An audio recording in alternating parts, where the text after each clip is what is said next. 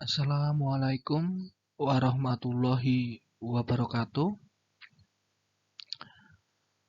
Pada hari ini kita akan belajar mengenai pendidikan kesehatan. Namun, sebelum kita memulai pembelajaran, hendaknya kita berdoa terlebih dahulu. Berdoa menurut kepercayaan dan agama masing-masing. Berdoa dimulai. Selesai. Pada kesempatan kali ini, kita akan belajar mengenai pendidikan kesehatan. Pada pembelajaran pendidikan kesehatan, kegiatan pembelajaran dibagi menjadi 3. Kegiatan belajar 1, diantaranya yaitu pengertian, tujuan, dan peranan kesehatan. Pada kegiatan belajar kedua, kita akan belajar mengenai pengetahuan umum tentang penyakit. Dan pada kegiatan belajar ketiga, kita akan belajar mengenai kebutuhan gizi. Baiklah, kita langsung ke kegiatan belajar pertama mengenai pengertian, tujuan, dan peranan pendidikan kesehatan. Yang pertama, pengertian pendidikan kesehatan. Pendidikan kesehatan adalah suatu bentuk rekayasa perilaku atau behavior engineering untuk hidup sehat. Pendidikan kesehatan merupakan pendidikan yang berupaya untuk memberikan pemahaman dan kesadaran terhadap pentingnya kesehatan. Lalu tujuan pendidikan kesehatan. Tujuan pendidikan kesehatan diantaranya yang pertama, berdasarkan WHO atau Badan Kesehatan Internasional pada tahun 1954. Tujuan pendidikan kesehatan adalah untuk mengubah perilaku orang atau masyarakat dari perilaku yang tidak sehat menjadi perilaku sehat. Dan yang kedua, tujuan pendidikan kesehatan adalah untuk mengubah perilaku hidup sehat yang kaitannya dengan budaya. Kita masuk ke kegiatan belajar kedua, yaitu mengenai pengetahuan umum tentang penyakit.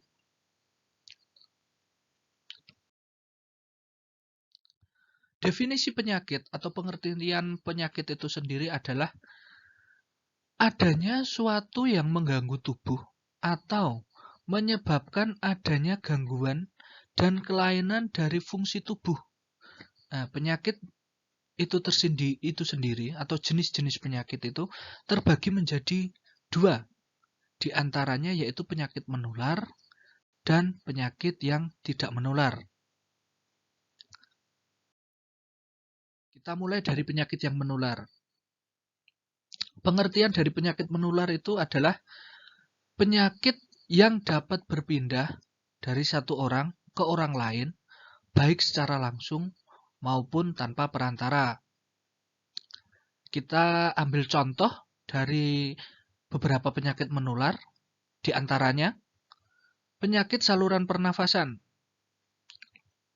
Penyakit saluran pernafasan, contohnya penyakit menularnya yaitu tuberkulosis atau TBC, yang kedua influenza atau flu, dan yang ketiga radang paru-paru atau pneumonia. Pada akhir-akhir ini dapat pula kita temui dari penyakit saluran pernafasan itu termasuk COVID-19. Itu termasuk dalam penyakit saluran pernafasan pula. Yang kedua, penyakit menular dari saluran pencernaan. Contohnya ada dysentery baciller, kedua ada dysentery amoeba, dan yang ketiga kolera. Selanjutnya penyakit menular dari penyakit kulit. Contohnya skabies. Lalu ada kadas, panu, dan kusta.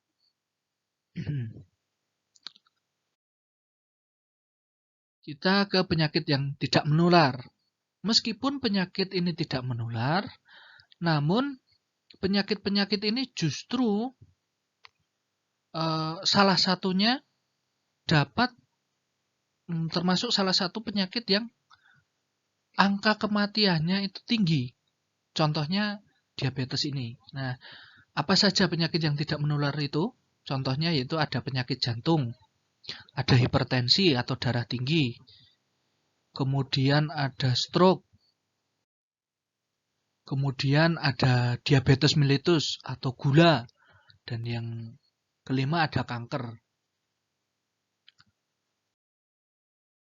Terus kita ke pencegahan penyakit. Nah, tingkat pencegahan penyakit terbagi dalam 3 tingkat. Tingkat pertama atau primary prevention, yaitu promosi kesehatan dan pencegahan khusus. Tingkat yang kedua atau secondary prevention, yaitu diagnosis dini dan pengobatan yang tepat. Tingkatan yang ketiga maksudnya, ada tertiary prevention, yaitu pencegahan terhadap cacat dan rehabilitasi. Oke, kita lanjut ke kegiatan belajar ketiga mengenai kebutuhan gizi. Nah, fungsi gizi itu apa? Nah, fungsi gizi diantaranya yaitu 1. Memberi energi.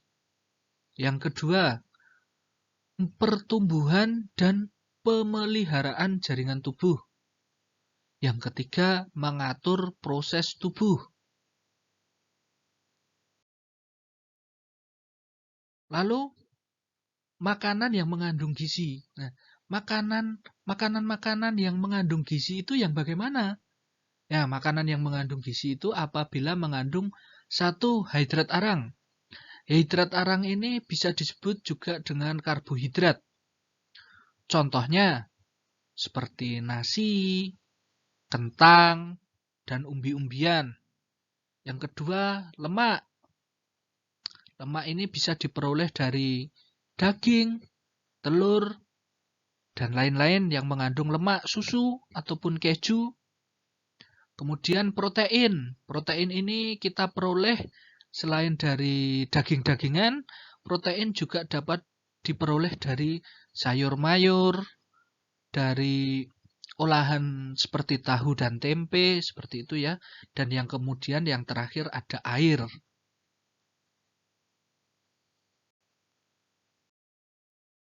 Nah, selanjutnya masalah-masalah yang timbul akibat dari kekurangan gizi. Contohnya, yaitu kurang energi protein. Kedua, ada anemia gizi besi. Dan yang ketiga itu kekurangan yodium. Nah, kekurangan yodium ini biasanya dapat ditandai dengan membengkaknya leher atau gondok. Nah, demikianlah materi pembelajaran mengenai pendidikan kesehatan. Selamat belajar dan wassalamualaikum warahmatullahi wabarakatuh.